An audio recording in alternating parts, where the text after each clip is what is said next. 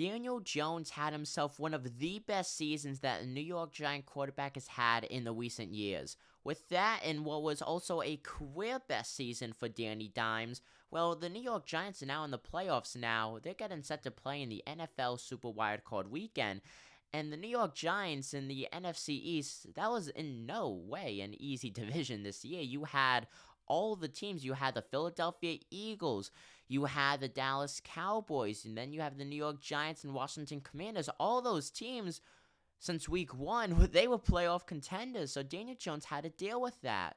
Not to mention, a new coach came into the scene, Brian Daboll, by way of the Buffalo Bills. He used to be the offensive coordinator. So Daniel Jones goes out and has a career season. Daniel Jones only played in 16 games. He was rested on the final game. Giants locked things up. They didn't want to risk injury.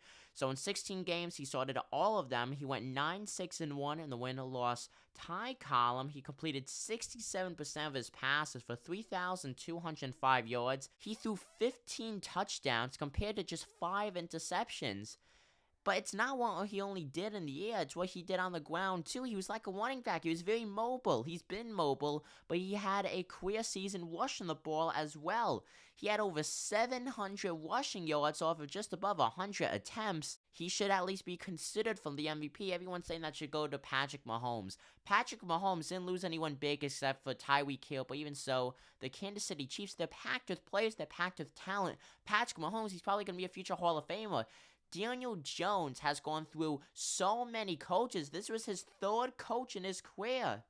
He was drafted back in 2019 as the 6th overall pick. He's had no stability anywhere, so he finally gets that, and you know what? He succeeded. He brought the New York Giants to their first winning season under him, and with that, they are now in the playoffs. Daniel Jones should win MVP. Brian Daboll, undoubtedly, no matter what, he's probably going to win Coach of the Year, but should be Jones MVP, Daboll Coach of the Year, because it was just that duo. Does a coach change things? Can they change a lot? Impact on the players, impact on the season? 100%.